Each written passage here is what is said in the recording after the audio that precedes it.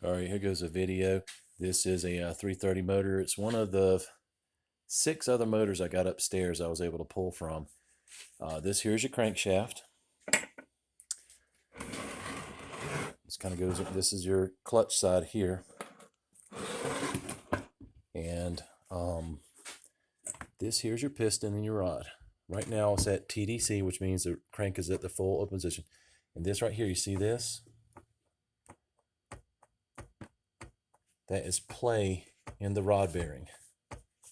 That means that rod is spun. You kind of see the heat that's creating on the bottom of the rod.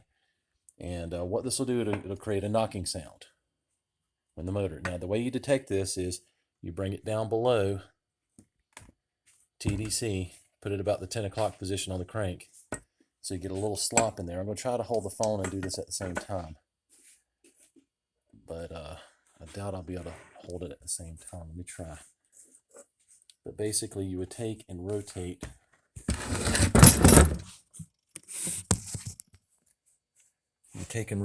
this crank.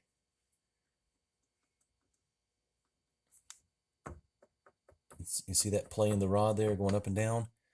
If that piston is inside that cylinder, it's going to hold on to that piston, so you'll be able to detect this easier.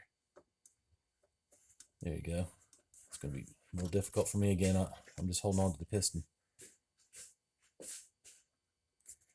But basically, you're taking that slop out and you're able to detect this going up, and there it goes.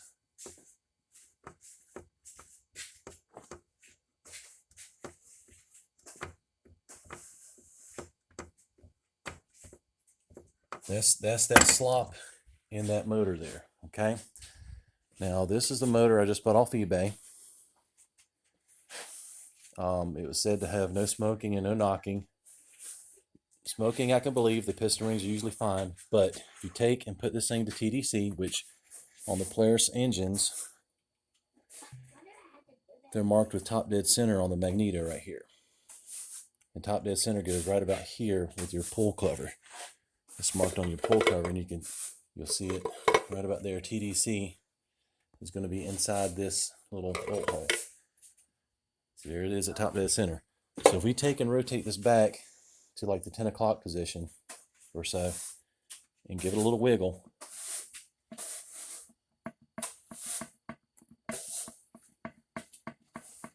you hear that knock? Now it's much more evident because it's inside this motor and it's echoing through this cylinder here. You hear that? There's top dead center again. You can rotate it back to like the 2 o'clock position.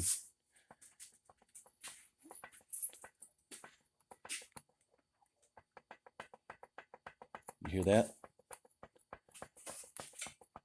Now imagine this thing when it runs, it's going to be turning a lot faster. It's going to have pressure with the cylinder firing and whatnot. It's going to be a lot louder, a lot faster. But that's how you detect the play in the crank. You can, like again at TDC, come back here, and you got this much play. I can feel it in the crank.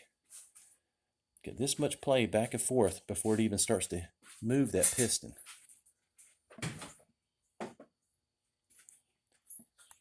It's got a few degrees rotation before it even starts to move that piston. You can feel that slop being taken up in there. And that's how I know it's got a bad rod bearing inside that motor.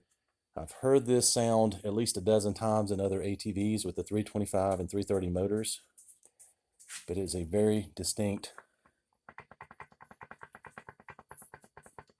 You can just imagine how loud that's going to be.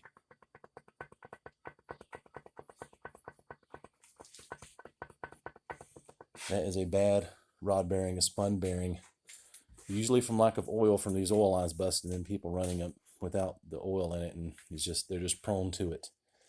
So hopefully that helps clarify the situation.